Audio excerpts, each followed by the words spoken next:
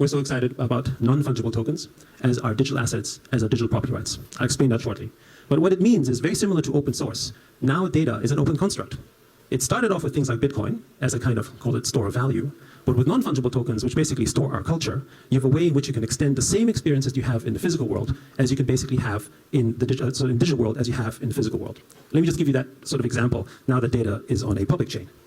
So the car is an example of decentralized ownership. 130 years ago, when the car was first created as a mass device, it was, one price. It was black, the Ford Model T, and it was basically had only one utility, which is to take you from point A to point B to pay a better, more efficient service than, riding a horse. Today, when you buy a car, you have 1,000 reasons why you buy that car, and the value of that car is much more than taking you from point A to point B. Because we have decentralized ownership of cars, that's why we can have Uber. That's why we can have Lyft. It's why you can have custom leather seats. It's why you can have baby seats. It's why you can have special electronics. You can hire a driver. All of these are possible because you do not have to seek permission from the creator of the car.